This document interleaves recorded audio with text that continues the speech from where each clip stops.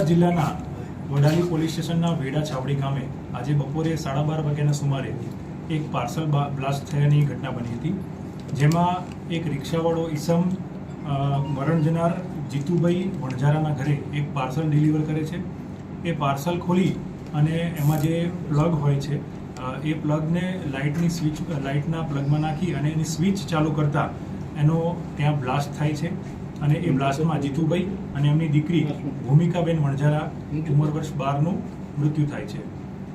આ ઘટનાની જાણ થતાં અમે FSL તથા જે અમારી BDDS ટીમ છે એની સાથે ઘટના સ્થળે પહોંચી ગયા અને સમગ્ર જે ઘટના છે એની ઝીણવટપૂર્વક તપાસ કરતા હતા ત્યારે પ્રાઇમરી FSL એવું કહ્યું કે જે બ્લાસ્ટ થયું છે એમાં એમોનિયમ નાઇટ્રેટની હાજરી છે, જિલેટિન સ્ટિકનો ઉપયોગ થયો છે.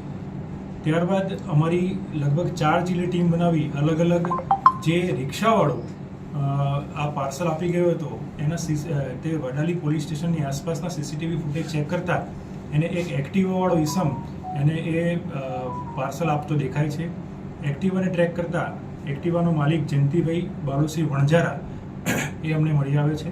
એની પૂછપરછ કરતાં એ પોતે ભાગી પડે છે અને સમગ્ર હકીકત જણાવે છે કે જયંતિભાઈ બાલુસિંહ વણઝારાની પત્ની એ અને મરણ જનાર જીતુભાઈ વણઝારા બંને એક જ ગામના હતા અને ઘણા સમયથી એકબીજાના પરિચયમાં હતા અને જે જયંતિભાઈને પસંદ હતું એટલે એને જીતુભાઈ વણઝારાને મારવા માટે જિલેટિન સ્ટિક જે સામાન્ય રીતે બ્લાસ્ટિંગ માટે વપરાય છે એનો ઉપયોગ કરી, ડિટેનેટરનો ઉપયોગ કરી અને એને રેડિયો જેવી ડિવાઇસમાં જેમાં ટેપ રેકોર્ડર જેવું બહારથી લાગે એની અંદર એને જિલેટિન સ્ટિક પ્લેસ કરી એની ઉપર ડિટેનેટર લગાવ્યું અને એના વાયર એને બહાર કાઢી અને એને એ રીતનું ડિવાઇસ બનાવ્યું કે બહારથી તમને જોઈને એવું લાગે કે આ કોઈ રેડિયો છે.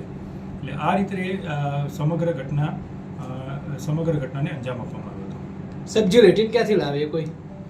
જિલેટિન સામાન્ય રીતે લાયસન્સ એના હોલ્ડર હોય છે એને આપવામાં આવતું હોય છે. એનો ઉપયોગ બ્લાસ્ટિંગ માટે થતો હોય છે અને આ જે છે એ કોઈ મારવાડી પાસેથી, રાજસ્થાનના મારવાડી પાસેથી જિલેટિન લાવ્યાનું પ્રાથમિક તપાસમાં જણાવે છે. આગળ એની તપાસ ચાલુ છે.